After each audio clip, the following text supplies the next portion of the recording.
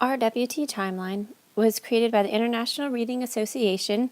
It stands for Read, Write, Think, and in 2014 it was named one of the best apps for teaching and learning by the American Association of School Librarians. The Timeline app can be found on both the iOS and Android platforms. It's an extremely user-friendly application, and best, it is free to use. The app allows users to create graphical representations by adding photos and text to their own timelines. It's so easy, let me show you the few steps to get one made. The Timeline app doesn't require an account or a login. It simply requires that the user create a profile.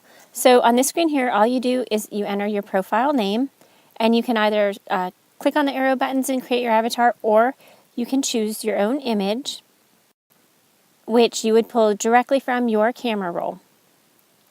And once you've selected your picture and it's in there and you're happy, you just press confirm and you have created a profile. This app is perfect in a classroom setting where you're going to have multiple users using the same device. Once you've created your profile, you're prompted to this screen, and this is where you start making your timeline. As you can see, you can make 3 different timelines. You can make one by date, by time, or by event. So you simply come up with your project's title, type that in the text box, and then decide which of the 3 you want. Here's samples of the 3. You can do it by date, again by hours of the day, or kind of by subject. The app is recommended for science and social studies, but you can use this for multiple things in every classroom setting. I like the idea that a kindergarten teacher can use it in the beginning of the school year, have a timeline displayed in the classroom on a smartboard, showing the students what they do at each hour of the day, and with a picture of each of the events. Once you've titled your timeline, you'll come to a blank timeline. You simply tap on the timeline, screen appears, and again, you're going to label the parts. You can give it a description. Also, you can add an image, and by doing so, the image is going to come again from your own camera roll on the device. Here's a picture. If you add in, you can rotate the pictures. You can modify them, make them bigger and smaller. Once you're satisfied, you simply click OK. Give you a preview of what the text box is going to look like on your timeline. If you're satisfied with the image and the information you put in, you simply tap on the check and it will appear on your timeline. Again, this app is so easy to use. You simply tap and drag for pretty much everything unless you're typing text. Here we see my first event's been added to the timeline, and you would simply do the same thing for each event that you wanted to add to the timeline. And if you have any questions while you're doing it, there isn't the question mark at the top of the screen. This box appears to answer any of your questions. It's really very self-explanatory. This app was recommended for elementary school, middle school, high schoolers.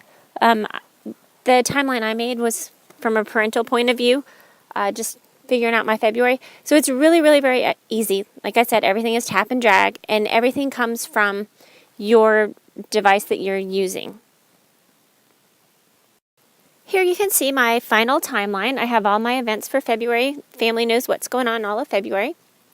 And then when you're ready to save it, you simply, on the top of the screen, you tap on the Save button. This prompt appears and it says to save as a draft or your final, or you can send it in an email. Don't forget to save it or it does disappear.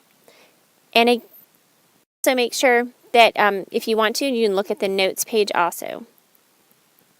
This is a sample of the notes page. When you were entering the information in the text box before, it gave you the option to add extra information that wouldn't be seen on the timeline. This is a great feature. If the timeline is going to be up behind you while you're giving a speech, this is a note page that you could use for the speaker themselves. Here you have the Save tab. Make sure you give your timeline a title that's appropriate so it's easy to find. Once you've saved it, you can send it to a teacher, to yourself, to family members and friends. Share your work and show them what you've done. RWT Timeline is a fantastic, productive app.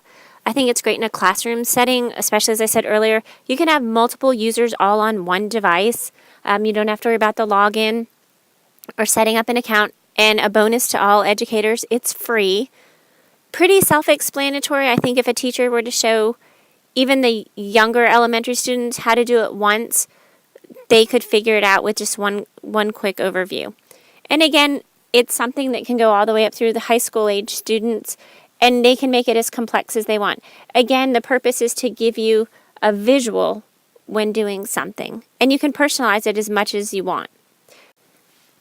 As a librarian, I think it's a great tool to have for students to give them that extra visual when they're doing research projects in the library. And it's super easy. Honestly, they could do it within just a few minutes and give them a little boost.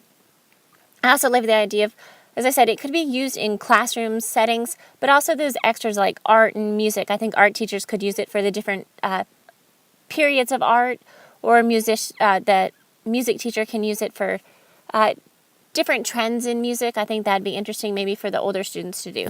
But it's definitely an easy app. So have fun creating.